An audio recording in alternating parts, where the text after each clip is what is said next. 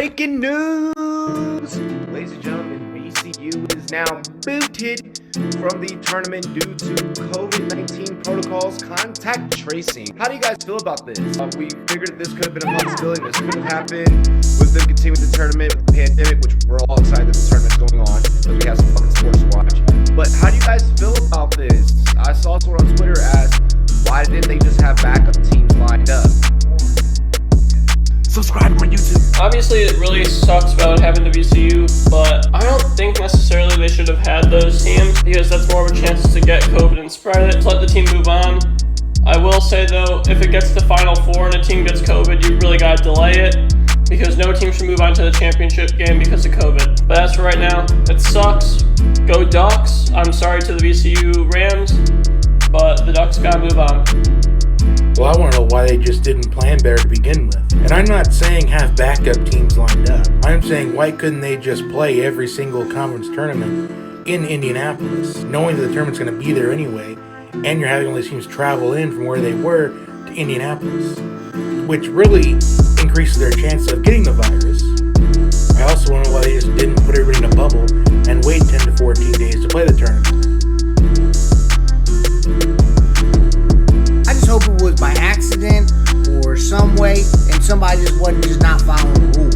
So either way, it fucking sucks for me because I had Oregon on my parlay card down tonight. So now that took that off there, so it limits my parlay payout by one team possibly. So that sucks. I think they should have, and they had these teams in place, and they were before like, oh, if this happens, they should have had them ready. And they should have made this decision earlier so they can get that team to that arena to play that night. I don't get what that thought process was on the NCAA. I understand why they canceled it, but you gotta have backup teams, especially in the first round.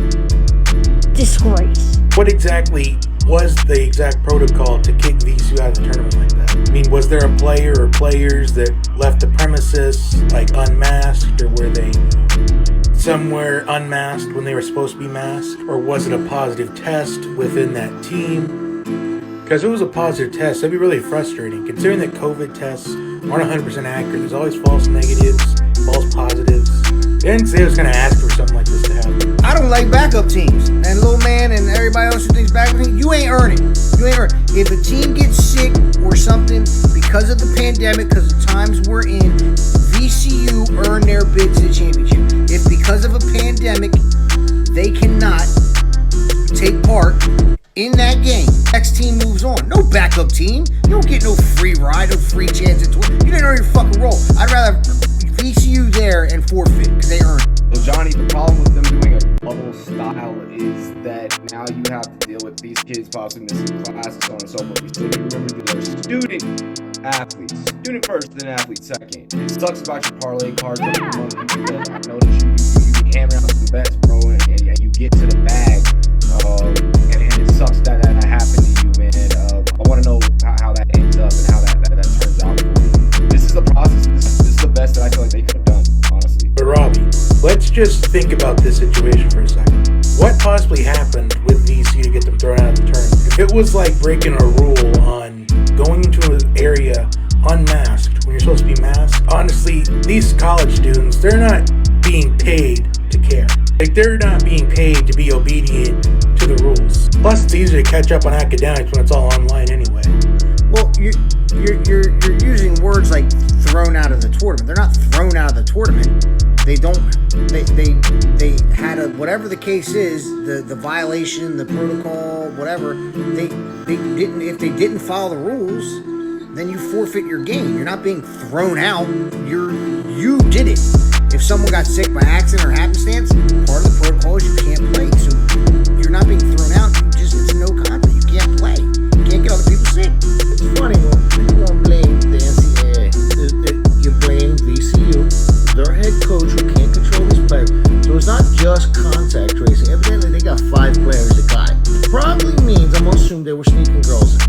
They didn't have it when they got to the bubble 7 days ago, but they got it today. They got exactly what they should have got. Booted out the damn tournament. And nobody should feel bad for them. Well, we don't even know anything on what it was. Because it was a positive test. One, just because you test positive doesn't mean you're sick. tests aren't 100% accurate. And 3, this would just be the hypocrisy of the NCAA because according to their protocol, as long as they had 5 negative players at the time of the game, they can play.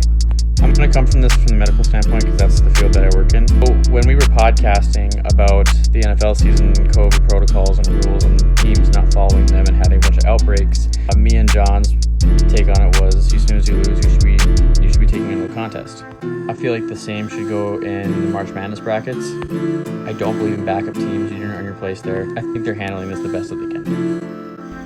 And Vendrick nail on the head. He hit the nail right on the head. No contest. You done. Daddy Davis hit it on the head too. Evidently you got it when you're there. Whether it's not, we ain't got time to fuck around. You didn't have it before, you have it now, or someone has it, you're done. Not hypocrisy. You can't send, because we don't know what the incubation time, each person could be different. So you could be sending people out on the court who have been in contact, close contact with their teammates. They might test negative, just like there's false positives, there's false negatives, and you're sending them out. 1, it is hypocrisy by the NCAA. According to their own rule that they set out there, as long as you had 5 players that were negative at the time of the game, then you can play. And if there's 5 players that have it, allegedly, then according to their rule, that's good enough for them to play. And what Daddy Davis saying they didn't have it going into Indianapolis, it's not like the CDC has been saying this whole time that it can take up to 14 days just to start showing symptoms or anything. It's not like they've been saying that this whole time. Number 1, this is not hypocrisy by the NCAA in terms of rules. They're actually being firm and holding down the rules with these athletes that broke them. Not only did it cost that player a spot in the brackets, it cost that team a spot in the brackets. And you're not talking one exposure here. One exposure can lead to tens, hundreds, thousands of exposures. That's exactly why doing this tournament in a dome would never work. As Robbie stated earlier, they're students, they're not athletes professionally. Rules are not meant to be broken. It totally could have worked out in a bubble type setting. All you need to have was 1 court for 1 quadrant of the bracket. So they really needed 4 courts to make this work out in a bubble set. Then once you got to that Final 4, then delay the tournament a bit. And I get the main argument against that is that the athletes, they have classes, they're student athletes. Well, let's be honest with ourselves. All classes these days are online. They're all on Zoom, they're all on the internet. Classes are online because they have to be right now. The ultimate goal is for everybody to be able to go back to class in person, right here, right now, at whatever rate that we can, have our normal lives back. As much as we all love sports, we want that back too. And if you want to talk about the bubble thing, what does a losing team go do? Traveling with COVID is extremely difficult and almost not allowed.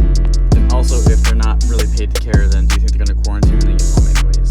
I'm in agreement with Drunken Monkey. I'm in agreement with the Bench Nerd. Listen, this topic is spawned from Twitter, and I brought it to sports beat. Like I said, you get it. You need to get removed from the tournament. You need to get bounced from the tournament. Whatever verbiage that you want to use, you need to be removed from that setting so that you do not contaminate other players. As far as them sneaking in girls, we don't know that, but that could possibly be a possibility because, well, you're young, you're in college, you're an athlete. You're going to want to get some.